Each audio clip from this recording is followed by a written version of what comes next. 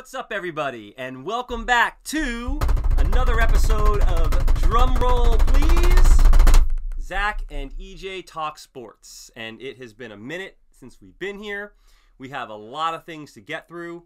But before we start, I have to officially announce that I do have an arch nemesis. I cannot give his real name out, but his fantasy football team is Spam, Spam, Spam, and Spam, who has listened to this podcast and told me it is, in quotes, an hour of EJ whining. Which, as much as I want to disprove that, actually is true, because I can come on here today and talk about what? My fantasy football team and how I scored the lowest amount of points ever. I could talk about the Mets and how they're doing their absolute best to blow the lead that they built, especially after getting through the toughest part of their schedule, and now they're in the easy part and they do nothing but lose. But I'm going to make it a point today to not give in to my arch nemesis and whine the whole time, and we are going to remain positive. So we have a lot of fun things to talk about today. Predominantly, it is all things NFL. My absolute favorite time of the year right now, going into the fall. First couple weeks of the football season with all that new energy, playoff baseball, weather changing, all sorts of good stuff. So we have a lot of things to get through. We're going to start first by talking about our impressions of week one and maybe playing a new segment where we throw out a couple names and talk about whether these players are a hit or are they hype. So, my man, welcome back. Last time I saw you, we were sweating out in the sun at the pool with rock bands cranking away behind us and talking into a water bottle with a microphone on it. So we are back in our studio today with our producer, who is here and is proper technology for us to properly put on a great podcast, as she's given us a side eye from behind the camera. But why don't you take it away, my friend? Great to see you again, and tell me, what are your thoughts on week one? One main thing I noticed about week one is, as a Patriots fan, it's going to be a long season. We got embarrassed by the Dolphins. You did. Tua outplayed Mac Jones. Then Mac Jones got hurt. Our defense was bad. Our offense was worse. And the Dolphins did look good, but I think it might be a long season. I don't know if there's many teams we're going to beat. So it might be a Bryce Young or CJ Stroud season next year. We'll see. But also, I noticed the Bills-Rams game was a lot. Even though it was a blowout game, the quality of play between those teams I noticed it to be a lot better than the rest of the week. Because watching the Sunday games, there was a lot of missed kicks, a lot of penalties, and the Rams-Bills game was very clean. There's a few turnovers, but it was an exciting game. The Bills look great. The Rams not so much, especially Jalen Ramsey, who looked terrible. Yeah, and Stafford getting sacked 6 times. Yeah.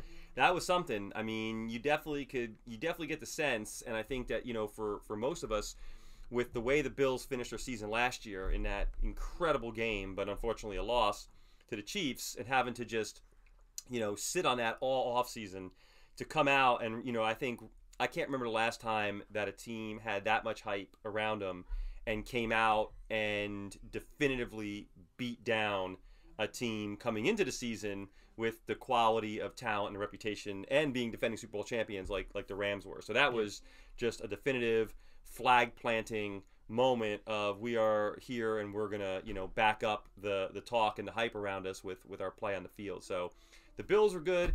What do you think about, some teams like the Seahawks and the Browns, who kind of caught me off guard? I didn't expect to see what I saw from them. I thought the Jags played, competitive. Mm-hmm. I was very shocked by the Texans, although Lovie Smith kills me, because I'm a, Damian Pierce guy, and I just can't listen to Lovie Smith talk about anything that he has to say regardless of football strategy. That guy is on my short list of people right now that I'm not a huge fan of. But what are your takeaways on some of those teams? Well, the Seahawks, it was a super exciting game. I went in thinking that they were going to get killed, and I was hoping Cortland Stone would have a big game. He didn't really. He had a fine game. Geno Smith looked really good, and he pretty much outplayed Russell Wilson. I don't think they're going to be able to keep it up this season. I think they can have a solid season because they have good weapons. Geno Smith's okay, but especially with Jamal Adams now out for the season, I don't know if I believe in that defense. That Broncos offense should have scored a lot more points than they did. That thing at the end of the game where they drained the clock, then took the timeout, then tried to kick like the 60-something yarder. Right. Made no sense. Then you look at a team like the Jaguars. I was impressed by the Jaguars' running game. I wasn't as impressed with Trevor Lawrence because at times he made some great throws, but there's still a good deal of throws where you're like, that was just a really bad throw. As a number 1 pick, year 2, you really want to start going and getting towards your prime. Yeah, I mean, in the NFL nowadays, it's really a 4-year window on a quarterback. But I know that we're going to get into a segment that, spoiler alert, may or may not have Geno Smith in it. But one interesting thing about Geno Smith, and maybe not even speaking specifically to him at this moment, we'll save those comments for that segment. But I think we as fans and maybe even, some NFL brass or possibly even coaches, don't know because we have not yet had any of them on our show, we treat quarterbacks like shiny new toys. So you get a guy like Geno Smith who started with the Jets, had some problems there, teammate punched him in the mouth, had his jaw wired shut, left there, went to the Giants. His big claim of fame in the Giants was he's going to be the guy that Eli Manning lost his start streak to when McAdoo started him, and then started to bounce around. But at the end of the day, this guy is a competitive athlete, that came out highly touted. We often give up on guys, and we're ready to move on to the next round of people coming. And to me, the one thing that I noticed about Geno Smith, and you see it sometimes with even some of these other NFL quarterbacks, when they get their second or third shot, is their level of motivation. That they have that talent. All these guys have to have a certain base level of talent to make it to this point, and then really after that, it probably becomes a matter of how bad they want it. Were they handed it? Are they put in a situation to succeed? Meaning, were they drafted into an offense that suits their skills, or were they drafted into an offense that isn't something that they were set up to thrive in? I mean, you take a guy that makes a living, making plays with his legs, and you try to put him into a straight drop back passing offense, or vice versa. You have an offense last year in Pittsburgh where they wanted to move the quarterback around. You have a guy like Ben Roethlisberger back there with a refrigerator on his back, looking like he's throwing milk jugs instead of a football. You're gonna, you put people in positions where it is difficult for them to succeed. And I think Pete Carroll's a great coach. He's always been a coach that seems to kind of try to play to and scheme to his players' strengths. And it sounded like that was probably the reason that Russell Wilson, and the Seahawks had a divorce, was Russell Wilson had a specific, vision of what he wanted that offense to be, and he wanted to run through him. And it seemed that, Seattle, especially the Super Bowl winning team, Seattle, took offense to that being Russell Wilson's team because, could we really look at any of those seasons, successful Seattle seasons, and say that it was done on Russell Wilson's back? No. So we get these. I know we're kind of pivoting through, but it's an interesting existence and lifespan as an NFL quarterback. Nowadays it's 4 years. Got to prove it on your rookie deal, or you're not going to get that big contract, as we're seeing Baker and Sam Darnold and guys like that jump around. I mean, actually, three of those first 4 quarterbacks or 5 quarterbacks are now have jumped around. You have Josh, I'm spacing on his name. Josh Rosen, Baker, and Darnold. Josh Allen and Lamar are the 2 left of the big 5 that are moving on to those second contracts. Lamar doesn't have his yet, right? But he's going to get paid, and he's showing that he's here to stay.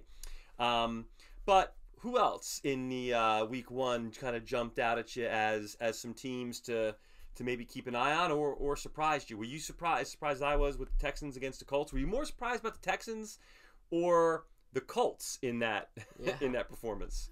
I was probably more surprised by the Texans because they looked like without really any weapons offensively, any like top tier weapons, and they looked like a functioning NFL team, which worked. And then the Colts, I don't know about the Colts, man. They don't look like a team that can really make a deep push into the playoffs. And then one team that really shocked me was the Lions. The Lions, while losing, put up a very solid, respectable game. And their run game was great between Swift and Jamal Williams.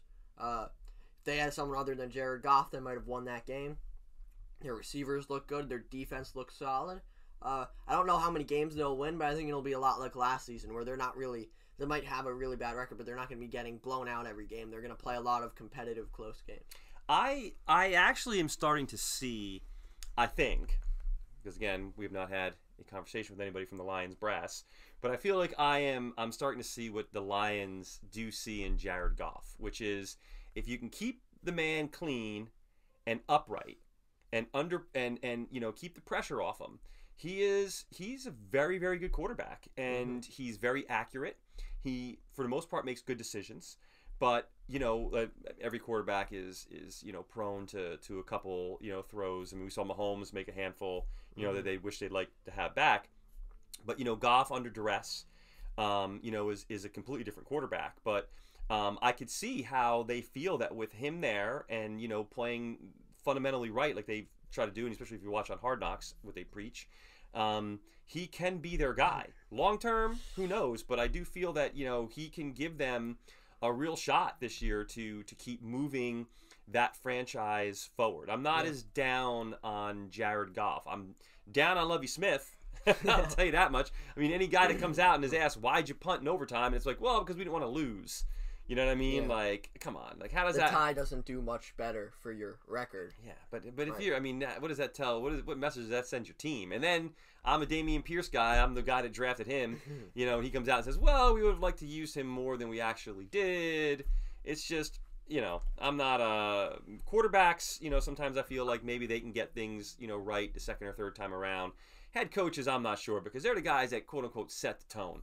And we heard that spiel from a guy like McCarthy, who was like, I was out of the game and I just spent all this time, working through understanding the new NFL with some guys that I trusted, and now I'm coming back and I'm ready to. And he's the same old Mike McCarthy. So I'm not as high on retread coaches as I am maybe quarterbacks, finding a better landing spot than where they were. How about the Browns? What are your thoughts on Browns? Because that was one that had an eyebrow going up for me there. What I saw with the Browns was a lot better than I thought I would see, and because I thought coming in that offense would just be terrible, like terrible offense. Jacoby Brissett was not that bad, and Chubb and Hunt really carried that offense, and they played a really good game. I don't know if they're going to be able to keep it up throughout the season, but we will see. They played the Jets this week, which get a chance to get a little momentum. Yeah. Yeah, the Browns, Dolphin fan, we had Jacoby Brissett last year. And, again, like, I don't think I was as down on him as my Dolphin fan buddies are. And if they're listening, I know they're rolling their eyes right now. I think he's another guy that if he's not asked to do too much and he's not asked to put the team on his back, that he can be, a veteran that, as Belichick showed that year that, Brady went down, Garoppolo went down, and then, Brissett had to come in and play some games that, if he's part of a scheme and he's, understands his role and he's not asked to do too much, that he can get them through, and at least be competitive until Watson comes back. But I think less Jacoby Brissett, and I know for me, even from a fantasy perspective, I let Chubb's value plummet because I was like, oh, well, Jacoby Brissett is going to drag that whole team down. But they got a great defense. They have two solid running backs. They have a respectable receiving core now with Amari Cooper. They have more weapons. They have more weapons in Cleveland for Brissett than Brissett had last year with the Dolphins, for sure. Yeah. And once Deshaun comes back, that team could be scary. Yeah. Maybe not this year because it depends what type of hole they're in. Week 12. Right. But next year, they definitely, if Deshaun is still the Deshaun that everyone remembers, then we'll see. If he comes out like Le'Veon Bell did with the Jets, then they lost a lot of money.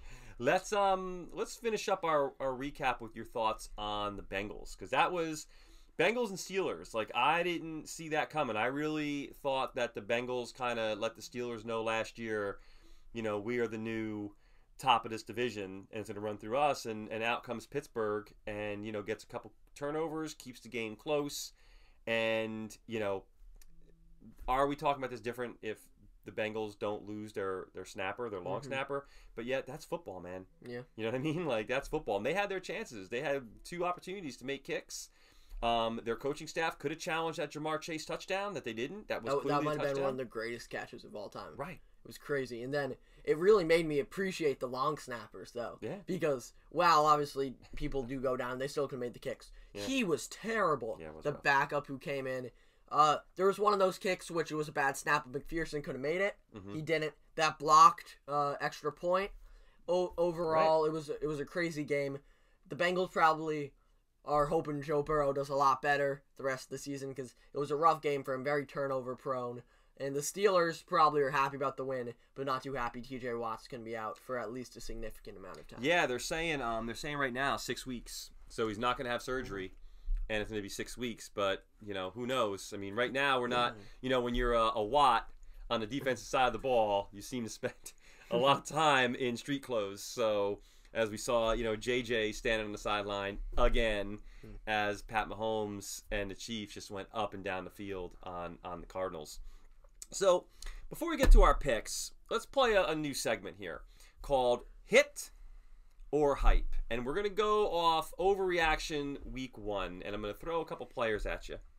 And we're going to talk about whether you feel that they are going to continue this trend for the remainder of the season. That if week 1 was indeed a precursor to what we should expect from this player, or if we are dramatically overhyping this player for the rest of the season. And we are going to start in our local market with none other than Mr. Saquon Barkley. I'm going to go with Hit because when you look at Saquon, he obviously had that amazing rookie year. And since then, he'd been plagued with injuries. He came back last year, but he wasn't 100% himself. That offensive line wasn't great. He's now running under an improved offensive line. Offense which seems still not great, but seems to have a bit more firepower in it. And he looked as explosive as ever. And I think it might not be a great season for the Giants, but I think Saquon Barkley is going to continue to do all he can to put the team on his back. Okay, I am going to go with hype. I feel that his average yards per rush over the last few years has been declining. I do not know how good the Titans are. They did not look good to me. Fair. So it's hard for me to feel like if he was running against the AFC leading Titans last year and was doing this, I think I'd have a different take. But I have no doubt that we will see moments of flash from Saquon where he will break a long run. Maybe even each game we might see him rattle off a 25 or 30-yard run. But I think overall his production on a week in and week out basis will not be what we saw from him week 1. And then, as always with him, you have the potential, the injury bug, floating around there as well. So I'm gonna say hype that if you were buying Saquon Barkley right now, you were buying high. Let's go to Atlanta and talk about Cordarrelle Patterson. That was a tough one. Obviously, he had a great year last year. Man, I'm losing my voice. But he had a great year. He looked really good in that game. I'm going to go with hype, though, because obviously before last year, he wasn't that star type of player. He's more of a Swiss Army knife, do it all, but don't do any of it too great. I think he's still a very solid player. If he was on a contending team, he could help them win. I don't know if he's going to be a top-tier running back or whatever you want to call him. I'm going to go hype. All right. I am going to go with hit. And the reason I'm going to say hit, one, because if you watched our last show, you realize that he was one of my guys to target in the draft. But I didn't get him. And therefore, another reason why my team didn't even get the 60 points. But speaking of Patterson, I feel like Atlanta obviously knows something we don't. Algier was actually a healthy scratch in that game.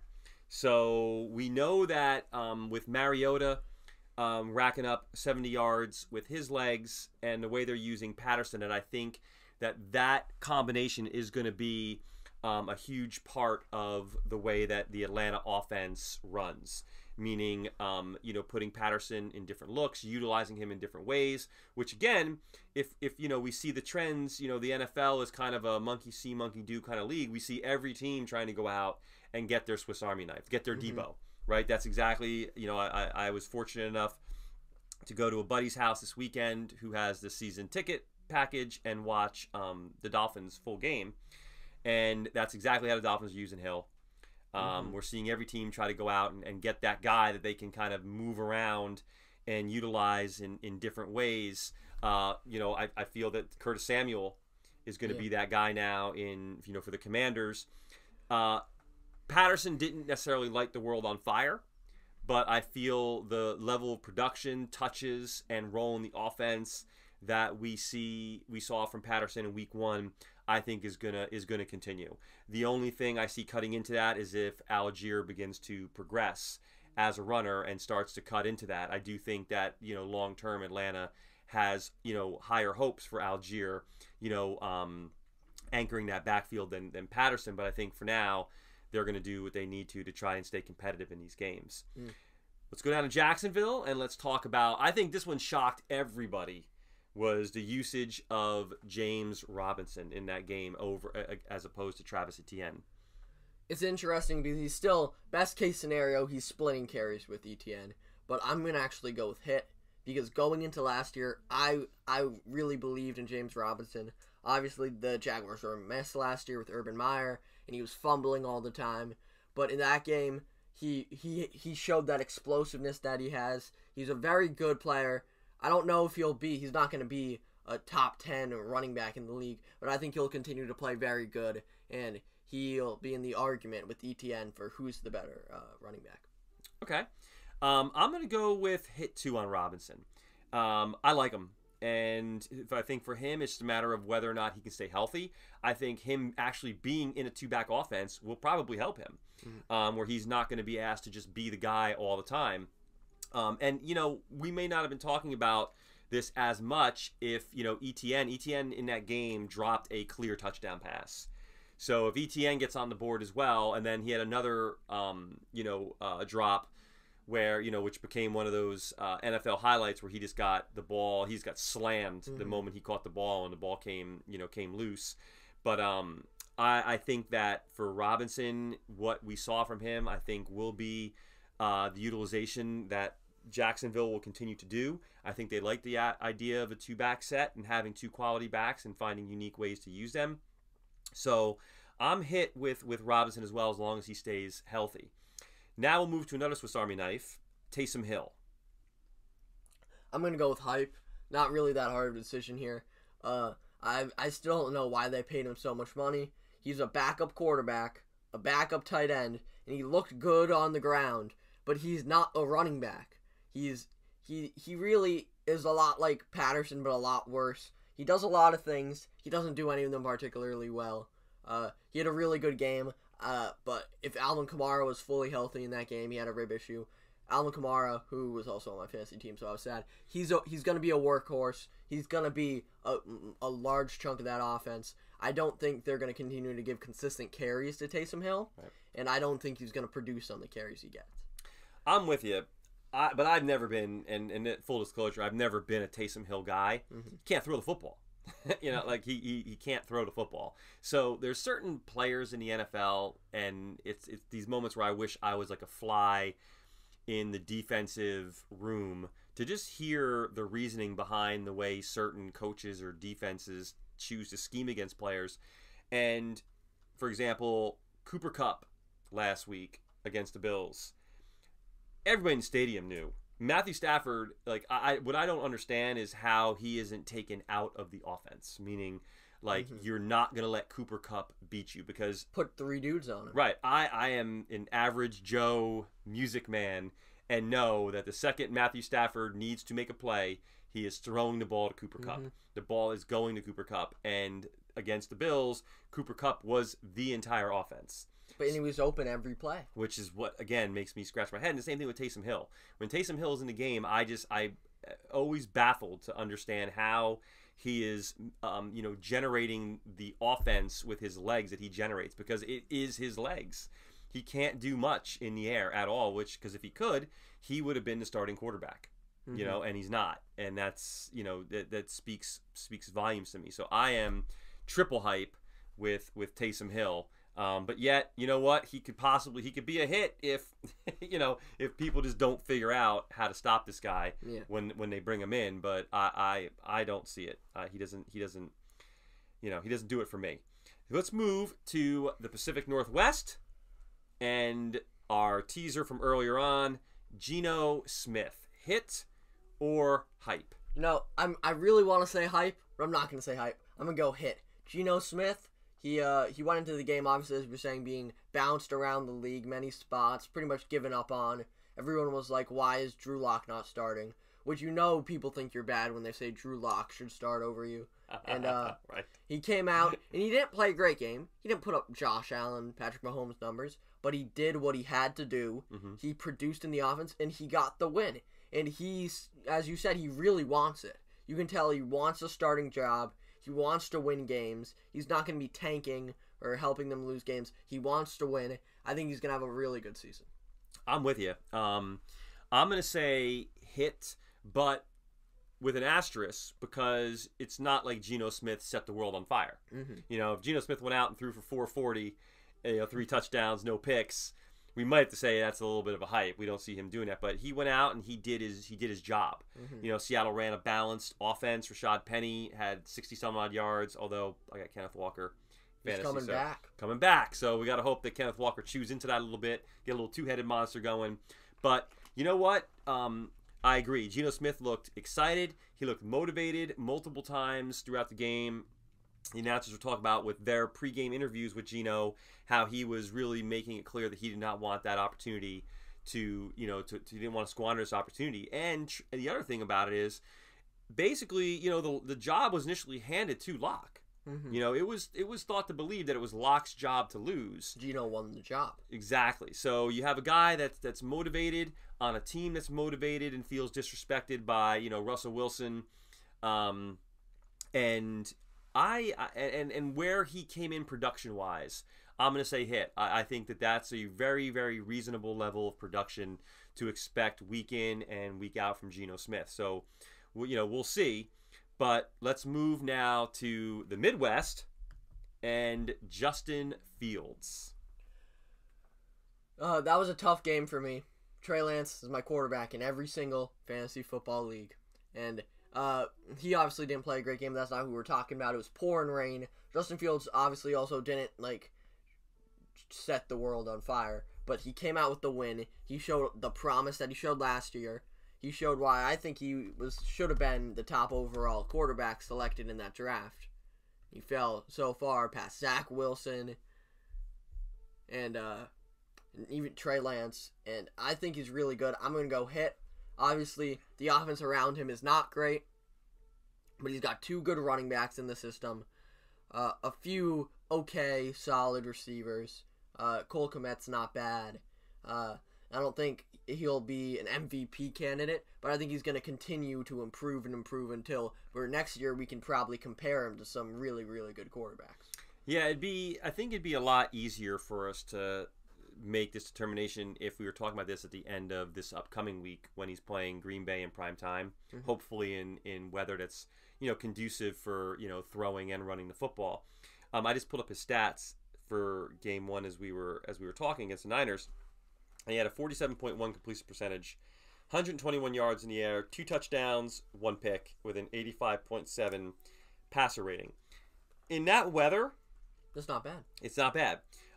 We know he's going to make plays with his feet, mm-hmm. and we know he's gritty, mm-hmm. And that he's gonna gut out his performances. I think the question is going to become, can he with his arm get the ball to the playmakers and really be a facilitator in that offense, to utilize some of the weapons that they have, the guys they brought in. Cole Kmet, I don't even think he registered a reception in that game. I am going to say right now that he's hype. And the reason I'm saying that is more of a reaction to what the week 1 reaction was. And I just don't think that we're there yet with him where, week in and week out, he's going to be a very reliable quarterback. I think we're going to see a lot of that, carryover rookie year ups and downs still with him, mm-hmm. where I don't think he's going to be a solid plug and play guy from a fantasy perspective, or that he's going to, give us a consistent, 2 touchdown, 1 pick, If you were in a better system, would you have said hit though? I like the system that they're putting him in now.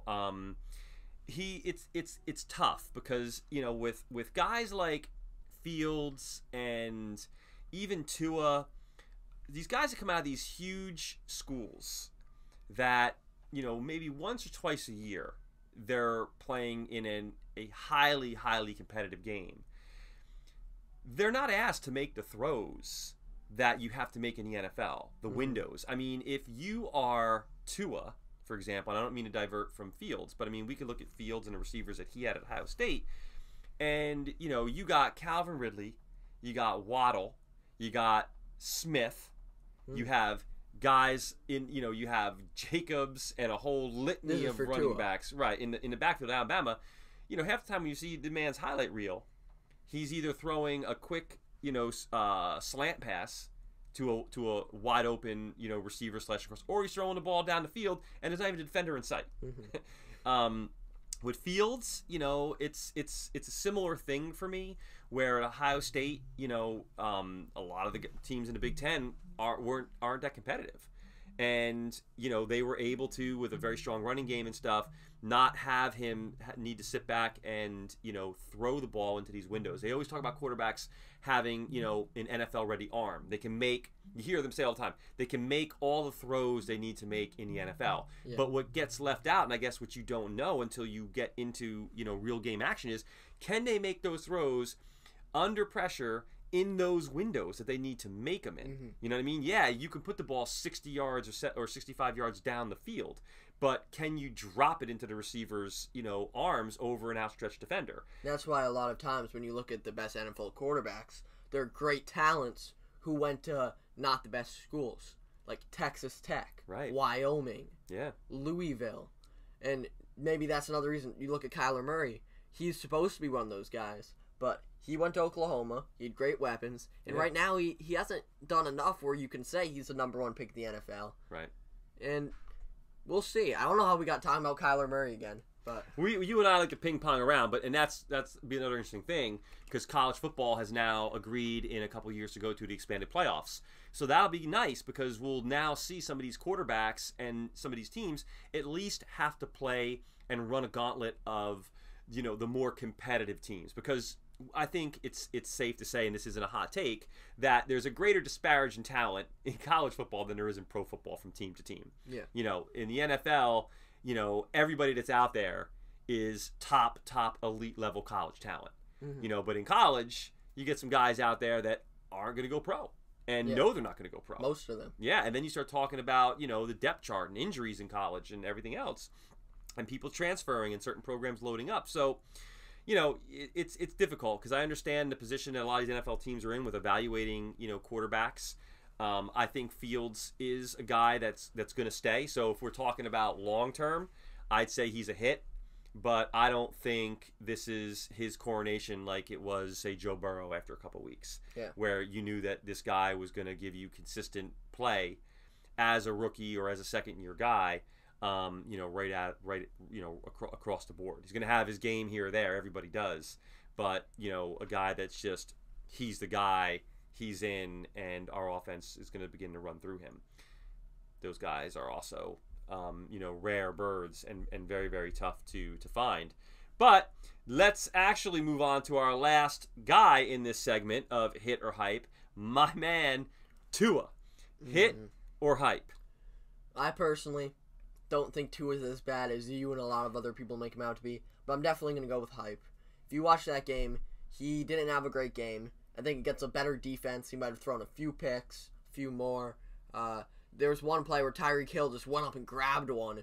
He had to intercept Tua's interception. And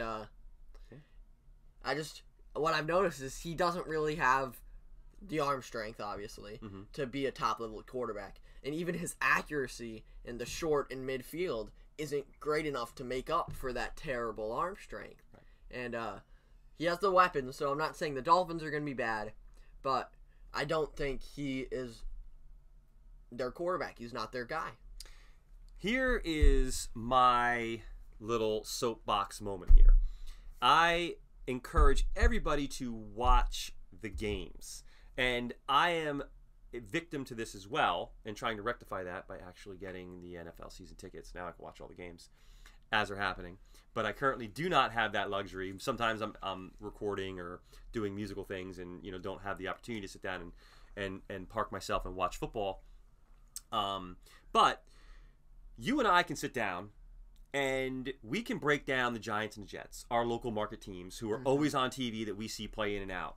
And, I noticed this with Kadarius Toney, where a lot of people that I know that play fantasy football that I talk to that are friends that aren't in this market anymore had a completely different take on Kadarius Toney than people like us who see him every week and know you really can't depend on the guy right now. Like he's injury prone. He doesn't seem to have a big role in the offense, and but people that don't see the games, that look at stat sheets or see a highlight reel, have a different perspective. And I watched every single play of that Dolphins game last week, and any Dolphins fan or anybody that's watching that watched that game like I did, they know exactly what I'm talking about. Tua did the best he could in that fourth quarter to blow the game for the Dolphins. He threw what you mentioned, a clear pick that Hill saved him on, and then again in the end, when the Dolphins came out after the game should have been locked, and they should have been in run the clock out mode with this new offense, super run genius McDaniels that's supposed to take his freedom. First thing we do is we come out, we throw. Tua gets a little pressure, and he would have hit McCourty right in the chest. But yet a second Patriots D-back comes diving for no reason and basically bats the ball at him because it was the Patriot defending the ball from another Patriot. That would have been a pick. Tua took 2 terrible sacks in that game that put the Dolphins out of what would have been field goal range. And then again, which you have to love, and you can go back and you can watch what Good Morning Football said the Sunday after when he did the Dolphins highlights. What the Dolphins highlights were, they said Tua with the game on the line hits Jalen Waddle. First of all, it was this play right before that was the bigger play, and Tyreek Hill bailed him out, where he saved the interception. So Tua should have been picked right there, but he wasn't. The next is it was before the half. We already had a lead, and we were set to receive the ball. Yeah. So there was no game on the line at that moment. Not exactly super clutch. No, the Dolphins, but they made it seem that way. And then in the end, when you show Tua's stat line, and you see what it is, you say, wow, Tua had a great game, threw for 275, yada, yada, yada. There was one point where he 3-hopped a receiver 15 yards away from him. An NFL quarterback bounced the ball that took 3 hops before it reached the receiver. I am absolutely not a Tua guy. Watching that game with, start to finish with my own eyes, he absolutely did not pass the eye test. He is abysmal under pressure. And he is clearly a scheme quarterback. And the other thing that's interesting for all you Patriots fans out there that watched that game is the Patriots took the opening kickoff and went right down the field on the Dolphins. And being a Dolphin fan, I'm going to tell you that they should have scored. That was clearly on Howard, pass interference on Parker in the end zone. And the Dolphins got one because that absolutely was pass interference. I think the game would have been different. I would have liked to have seen what would happen if Tua had to play from behind. And the Patriots a couple times blew some opportunities with some play calling that has you scratching your head. I mean, they had the most generic. It was like they were running a high school offense out there. That's what happens when you have 2 defensive coordinators calling your plays. Right. So it was something. It was something there. I felt for Mac Jones. I thought he played a good game. I thought he was gritty. But you just have to sit there and scratch your head as to why Myers was not, more involved in that offense. Because every time he got the ball, he looked fantastic. He was our top receiver the last 2 years.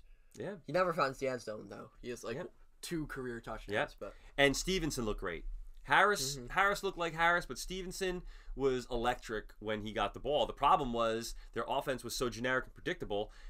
We were sitting there watching the game and we were predicting everything that was happening, and we were right. And I shouldn't be right. Like, I shouldn't be right as much as I am because football is not my living. Okay.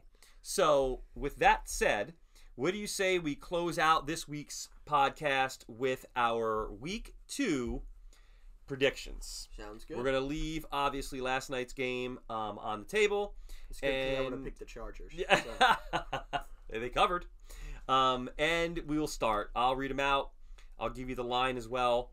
But we're going to talk about outright wins because neither one of us are gambling. So we'll just talk about who's going to win the game. We have the Jets at the Browns, and we have the Browns giving 6.5. It's interesting. Neither team I'm a huge fan of. Joe Flacco is probably still going to be the starter for the Jets. For that reason, I'll take the Browns. They got two great running backs, solid offense with Jacoby Brissett. If Zach Wilson was playing, not a huge Zach Wilson guy, but obviously we can't judge after 1 year. I might have picked the Jets, but just the Browns without Zach Wilson, their defense is too talented, where I think their offense will at least score enough to outscore the Jets. The Jets kill me because as a Dolphins fan, I instinctively want to always hate against Jets. But I find myself also compelled by the Jets because I do like Robert Saleh. And you really want to see after the comments he made about taking receipts on all the haters, you want to see them come out and play well. My brother's a Browns fan. I always have a soft spot for the Browns as well. So this is kind of a tough game because I really don't want to see either team lose. But I feel that in Cleveland, with the weapons the Browns have right now and their defense, and like you mentioned, Joe Flacco at quarterback, I think the Browns are going to come away with the victory there. Next, we move to the Commanders at the Lions, and the Lions are giving only 1.5 points. I'm going to do the same thing I did every game last year. I'm taking the Lions. I like this Lions team. You were praising Jared Goff earlier. Jared Goff is not good. He once was a solid quarterback in a great system. Now he's a below average quarterback in a not so great system. But I believe in their two running backs, Amon-Ra St. Brown, all their receivers, good receivers. Their defense didn't look bad at all. I'm going to take them to cover the Commanders, who looked kind of just, they looked good, but I'd rather have Jared Goff than Carson Wentz, probably. And the receivers actually looked very solid, but I think the Lions will be able to stop them. I think this Lions offense is actually going to be decently high scoring with the dual-headed monster of Williams and especially Swift. We have the Lions looking good against the Eagles, playing competitive, playing with heart. We have the Commanders looking good against the Jags. Mm-hmm. We have Goff on one side, and we have Wentz on the other. It's a quarterback duel. I am not a Wentz guy. I do like Ron Rivera, and I like his story, but I also like the energy he brings to the team. It's tough to, come off that week one when everybody's saying the Commanders' offense is loaded. They're going to be this crazy explosive offense. I'm with you, but I think I'm with you because I want to root for the Lions. I want to find myself rooting for the Lions. So I'm gonna pick the Lions in this one as well. Although, if I was betting money, there's a part of me that would hesitate and want to put it on the Commanders. But maybe just don't bet the game if you were betting money. I'm picking the Lions. It shows you too when a home team is only giving 1.5 points that really they're favoring the road team in that situation. But I'm picking the Lions. We have the Bucks traveling to the Saints. The Bucks are giving 2.5. So a road favorite. It's interesting. The Bucks looked good Sunday night against the Cowboys. But the Cowboys also looked really bad. The Saints, Michael Thomas looked great. If Kamara plays, I'm going to take the Saints.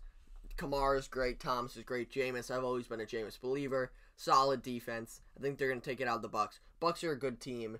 I don't think they're as good, and not to say anything bad about Tom Brady, but I don't think he's the same Tom Brady who won that Super Bowl or the Patriots Super Bowls. He's still really good, but I just don't know if he's that same guy who can carry the team on his back. The defense isn't as great as it was when they won that Super Bowl. I think the Saints will be able to carve up that defense, and then the Bucks are going to lose that game. Okay. I am taking the Bucks. And the Bucks are very interesting because the one thing we are not talking about the Bucks right now are the things that we always talk about with Tom Brady football teams, which is actually football. Everything around the Bucks right now is, Giselle being unhappy with Tom and drama, and the Bucks right now, I think, we've gotten a little tired about talking about the ageless Tom Brady.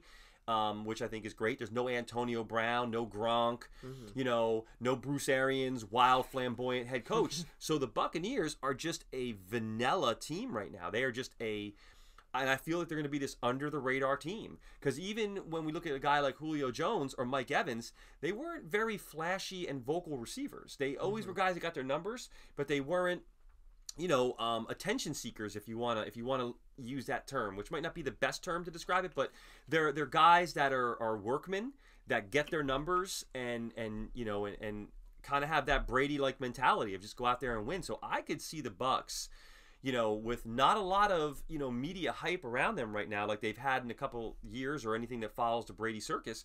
I could see them slowly just stacking up wins. So I'm gonna pick the Bucs. They don't traditionally, as you mentioned, play well against the Saints. But I think that this is a different Bucs team right now, where there's a lot of other more compelling storylines, and all the juice right now is in the AFC. That, even when we look at the Dallas game last week, the talk after the game wasn't anything to do with the Bucs. It was all about how bad Dallas was, Dak's thumb. So there's really not a lot, because I feel like we're just repeating the same things about the Bucs and Tom Brady. Wow, look at him doing it this age, yada yada yada. How many times can you say it? So I think that the Bucs will start grabbing some more headlines. Maybe a good 3 quarters into the season, when they've been quietly taking care of business. And I think that that's the mode we're in right now, is quietly taking care of business. They got that win against Dallas. I think that they'll go in and they'll keep it going against the Saints. It won't be a very flashy game. I think it'll be probably a very boring game to watch, to be honest with you. But I think that they're going to go and they're going to get the victory. We have the Carolina Panthers coming up here to face the Giants, and the Giants are giving 2 points. It's interesting. Once again, real quarterback duel here. Sam Darnold versus Daniel Jones. Neither are very good quarterbacks. Really, it's a great running back matchup. I think I like the Giants supporting cast, the offensive line, the weapons, and the defense a bit better, so I'm going to take the Giants. Okay. I'm with you on that too. I don't think either team is really that good. I think we're looking at 2 middle of the pack teams, not bottom feeders, but teams that'll this is kind of like that push game for them. They'll beat the teams they're supposed to beat. They'll lose to the teams they're supposed to lose to. And this is a game where I see 2 teams that are probably evenly matched. But I'm going to take the Giants at home. I haven't seen enough from the Panthers to really have any faith in them. I mean, both teams we can almost say the same things about. They have the opportunity to be explosive. They have wild card quarterbacks that can come out and for one game play lights out and look like the best quarterback in the league, or just come out and play and have you scratching your head as to what they're thinking. Has Sam Darnold ever looked like the best quarterback in the league? We got Baker. Oh, Baker. I was thinking Sam Darnold. I don't know what I'm talking about. Yeah, we got Baker. I mentioned Sam Darnold earlier. Ooh, I do love Baker. I'm going to stick with the Giants, though. Yeah. So, Baker, we got Baker. And it's the same story with the running backs, right? Both can be incredibly talented and explosive and take over game running backs, or they can both be in the tent, third play of the game. So, they're almost, they have explosive wide receivers, both teams. I'm going with the Giants, though, like you. I think this comes down to who's the home team. I think there'll be a lot of energy with the Giants being home now, home opener, new coach, especially he won huge. Coming off a win. And a super gutsy call, going for the win, with the 2-point conversion. I think his players are going to play hard for him, so I'm with you on that one. This is an interesting one. We have the Patriots going to Pittsburgh. The Patriots are giving 2.5. Interesting. I'm kind of torn here because I'm a Patriots fan, but nothing about this team really gets me psyched. The running backs are solid. Mac Jones is okay. Still, I don't like the weapons around him. The defense has got significantly worse. And I think Najee Harris is going to be good to play. It's out that he's going to play this game. Hopefully, he's a bigger part of the offense. And I like Mitch Trubisky. I'm going to take the Steelers. Would you be shocked if Sunday night when you get home and you look at the scores, if you don't watch this game live, and you see this was a 6-3 game? No. Exactly. Or 9-6. Like, I have no... Like, that would not shock me with this game. It's awesome. You have 2 coaching legends going against each other, and then everything else is just up in the air. Right now, I think Pittsburgh is in a little bit of a better place in New England. I think New England is going to get it right. I'm not. It's tough to overreact. I mean, we talk about teams like the Chiefs, and you say, what you can pick against the Chiefs until you finally see him get beat. It's like, are you going to pick against Belichick until, before you finally see him just, have one of those, seasons where it's, a complete waste and he's out of it by December. I'm not. So I think that even if the Patriots lose this game, they're still going to get it right. They're still going to figure things out and be a competitive AFC team. But at home, I think Pittsburgh, like you mentioned, is in a little bit better place right now, so I'm going to take the Steelers. Even without TJ Watt. Exactly. We have the Colts traveling to the Jags. Colts are giving 4. Give me the Colts. Not much need to say about this. I don't think the Jags are a good team. Trayvon Walker did look good. He actually had an interception last game. He looked good. I don't really care. I'm taking the Colts. Jonathan Taylor is great. He had a great game. Matt Ryan makes the throws he needs to. He's always been a good, solid quarterback. Somehow he won an MVP once, which is kind of crazy. But, yeah, I'm taking the Colts. This is going to be my upset special. I am going with Jags. No. I think the Jags can do it. First off, the Jags played the Colts tough. The Jags were the team that knocked the Colts out of the playoffs last year. Playoff contention, not the actual playoffs. You're right about the Colts. The Colts are in this mode right now where they just keep getting these quarterbacks that are on their last leg. We saw it with Rivers. I mean, Wentz wasn't on his last leg, but, maybe a better term is retreads, or that kind of mode. Let's bring in a guy that, is falling out of favor with his current team, and we're going to revitalize him. The Texans hung in there with the Colts.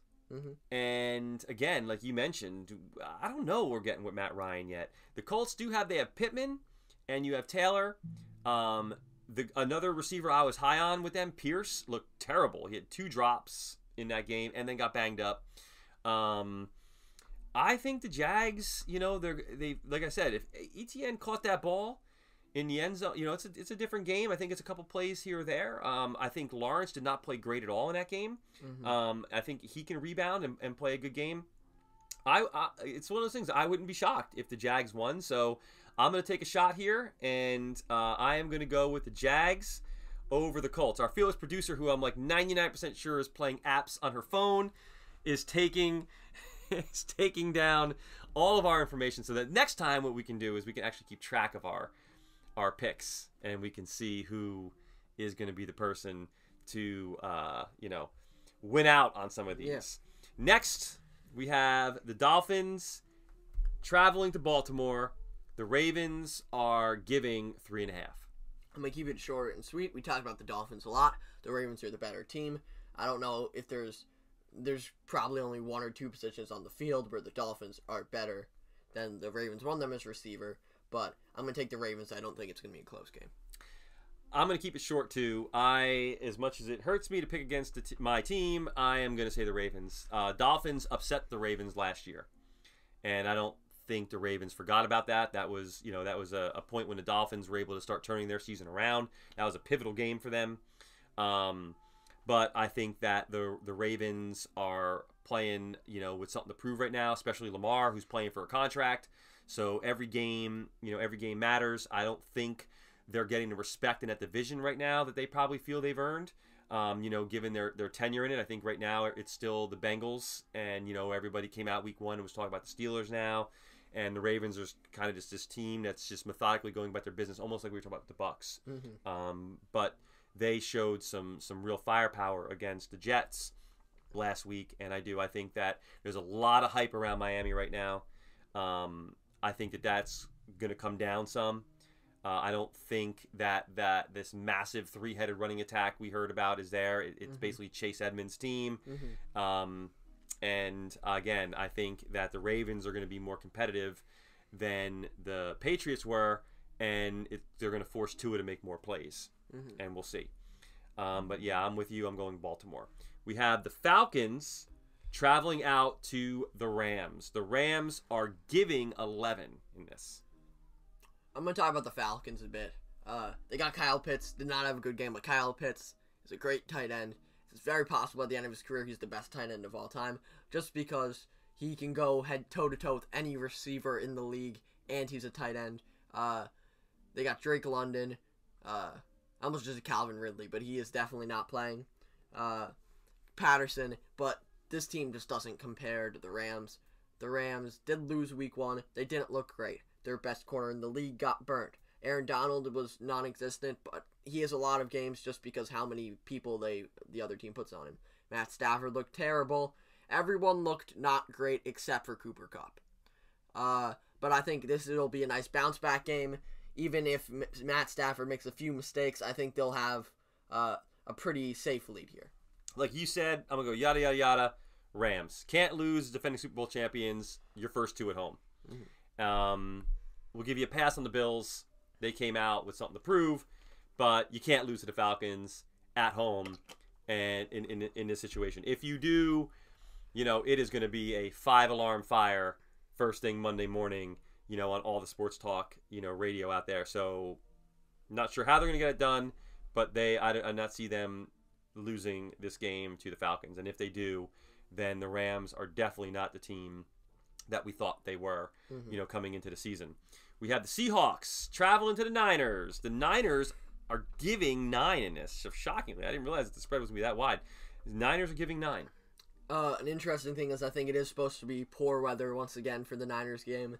And while they didn't deal good with it last time, I'll take the Niners. I believe in Trey Lance. He can get down on the ground and in the air. If the weather is poor, even without Elijah Mitchell, just that offensive line, and Jeff Wilson Jr. is really good.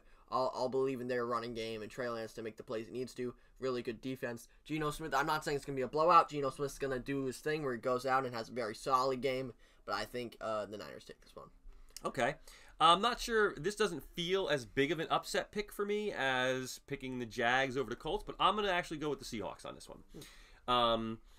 You can see it going either way, but I just right now I feel like the Niners might be a team in transition.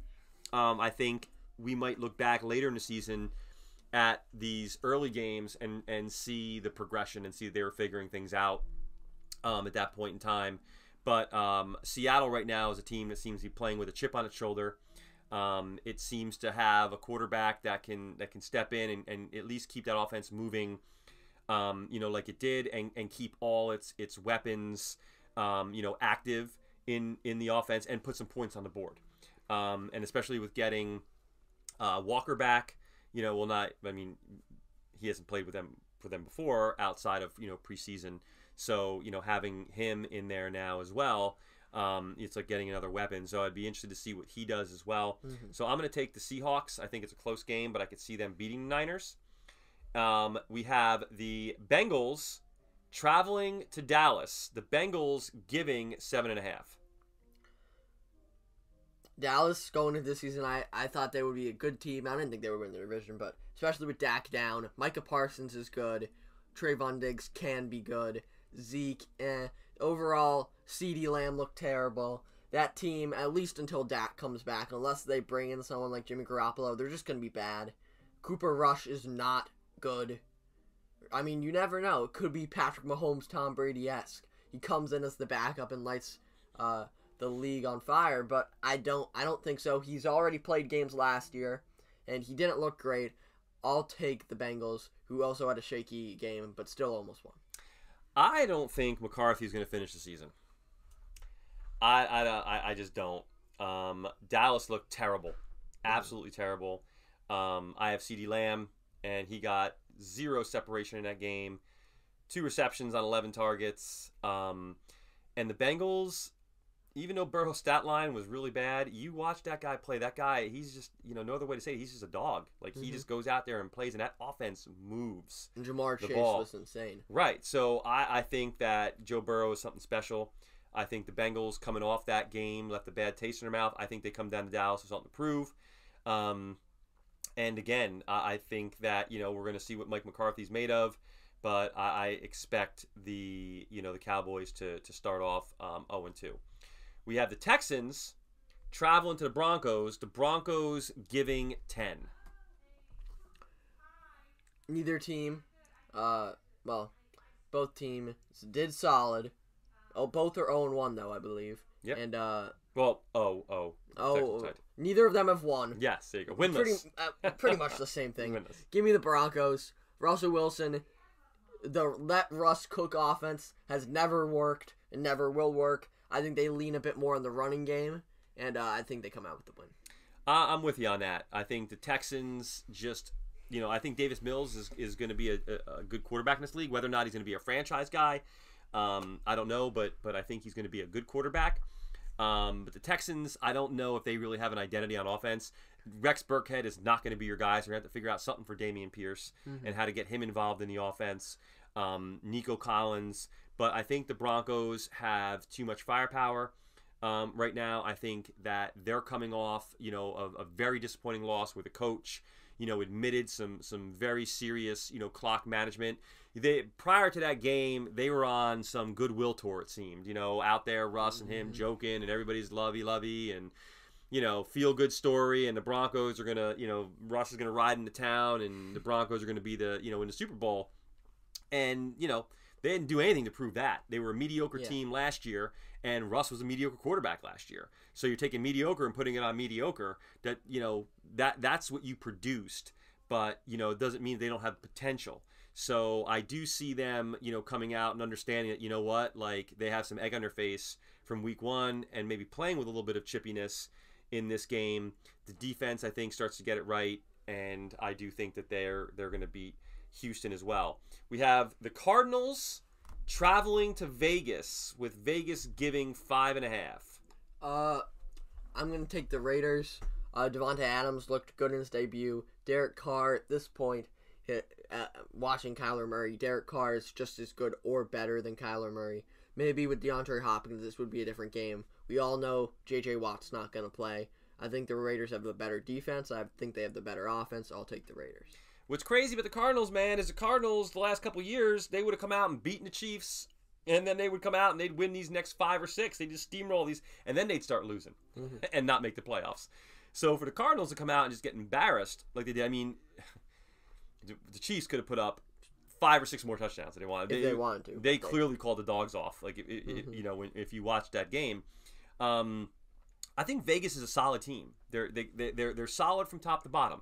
They have very great. They have very skilled playmakers. I think Derek Carr is a solid NFL quarterback, and I think they have a good head coach. So, and they're playing at home against Cardinals. So it'll be very interesting to see.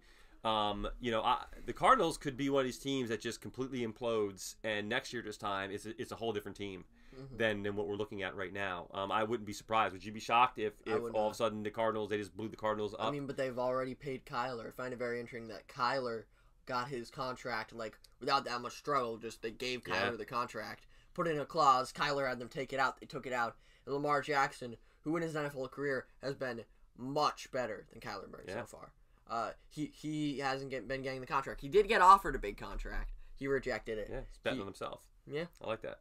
I'm with you. Raiders all the way. We have the Sunday night game. Bears at Green Bay. This game would have been a whole lot cooler, man, if it was in December with some snow coming down or something. But you know what? It's a good one to have now, and we don't need to get into all the intriguing storylines. Green Bay getting embarrassed week 1. Are they the same Packers? Chicago, but we have the Packers in this game giving 10. What I'm going to do is I'm thinking about Aaron Rodgers, and obviously in that game, one of the first plays of the game, he had an easy touchdown. Christian Watson, great throw. I could have caught that ball. It was right off his hands. I might not have caught it, but... I think you would. I might not. I wouldn't have ran it to the house, but I probably might have caught it. And then after that, Aaron Rodgers just kind of seemed out of it, and it just wasn't really a game. Justin Jefferson was just toasting their defense. But what I saw in the second half, they put Jair Alexander, who I don't think he played last year. He was hurt. He got put on Justin Jefferson. Justin Jefferson went into the half with 150 yards. He ended the game with 180. So obviously he wasn't shut down, but Jair contained him to an extent. I think Jair is a good corner, and I'm going to bet on Aaron Rodgers because he owns the Bears. I don't know if the Bears are ever going to beat Aaron Rodgers. He's going to celebrate all over them. I have the Packers. Yeah. This is one of those yada, yada, yada Packers moments for me as well. It's until you see something out of character happen to the Packers, I'm going to pick the Packers in games like this. We've seen the Packers come out like they did last year and get embarrassed in week 1, play terrible, show there's a lot of rust, and then knock it off and hit week 2, and all of a sudden they look like a whole different team. They look like a Super Bowl contender until they get to the playoffs where they lose, as they always do. But I am no need to even expand upon it until I see it happen. The Packers win that game. And that takes us to our final game, which kind of makes you wince a little bit when I'm sure it looked good on paper a couple months ago. But we have the Monday night game. Oh, we have double Monday nights right this year. There's 2 Monday We have the Titans and the Bills. I'm going to pull one from your book, yada, yada, yada, Bills. Yeah. Derrick Henry didn't look very good, and that overall offense just looked kind of terrible. The defense isn't going to stop the Bills. It very possibly could be like 45-0. Mm-hmm. I think what the Titans need to do is they got to pull a Bill Belichick and just slow down the game. Give the Bills like 3 total possessions and just slowly run it down their throats and contain the offense to an extent. I still don't think they'd win, though. I got the Bills. Right. The Bills, to me, are like Clubber Lang in Rocky 3, man. They're just going to be destroying everything in their path, waiting for that match against the champs. Not the Super Bowl champs, but we know who they're waiting on. Mm-hmm. They're waiting on whoever they're going to see in the AFC Championship, which I think if they could draw it the way they want the Chiefs there and get their revenge. But I think that this is just going to be an absolute, like an absolute beatdown. I love, Mike Vrabel. I'm a Titan fan. I like the way that they kind of play, but I just think that this is one of those years for them where they're going to need to go into this year and begin to reload. Yeah. Because I don't think that they have the horses right now, especially to keep up with the Bills. All right, and then our final game is going to be the Vikings coming to Philadelphia to take on the Eagles. The Eagles are giving 2 in this game. This is a really good game. Probably going into this year, the Titans-Bills was supposed to be the better game. But Vikings-Eagles, 2 well-matched teams. You look at the Eagles, their offense is pretty much relying around Jalen Hurts. Then Kirk Cousins is really good. But at the end of the day, I'm just going to bet on Justin Jefferson. I think, and Dalvin Cook, they have a really good offense, good weapons. Kirk Cousins is a good quarterback. And I think the Eagles, it might be a shootout. It might be, and I'm going to take the team with the better weapons. Okay. I'm going to go Philly. I think it's home. I think that right now a lot of teams, you have a lot of analysts and predictions about Philly being able to make a deep playoff run this year with the weapons and everything else like you mentioned. And there's a lot of hype around the Vikings. In this situation, I probably trust Kirk Cousins more consistently as a passer, just a pure passer. But I think that in pressure situations with the game on the line, Jalen Hurts has the ability to make some plays with his feet that perhaps Cousins won't be able to do.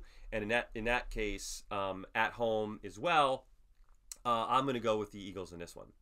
So I feel like we got our first round of picks in the books. I don't know if I really spent a lot of time whining this program. I'm sure my nemesis will inform me. However, we do have to say, for as much as I troll our producer, that she has taken over one of my fantasy teams and has managed to guide that team into 3rd place with a fantastic 1-0 start and a much stronger roster than my team. Probably scored over 60 points. It absolutely did. It was a solid outing for Lizzie Boo 77's Team of Fire. That's what it was for there. So hats off to our producer, who must have soaked up some of our great advice in between playing apps and walking out of the room and leaving us to figure out things on our own, unmanned. But you know what? She's back and she's a fantasy force to be reckoned with. So kudos. Maybe we'll get her in on the picks next time too. All right, so that's our show for today. Hopefully next time we see each other, we will both be in the fantasy win column. Hopefully. And we will sort out who was the master of our picks. All right, everybody. Till then, stay cool.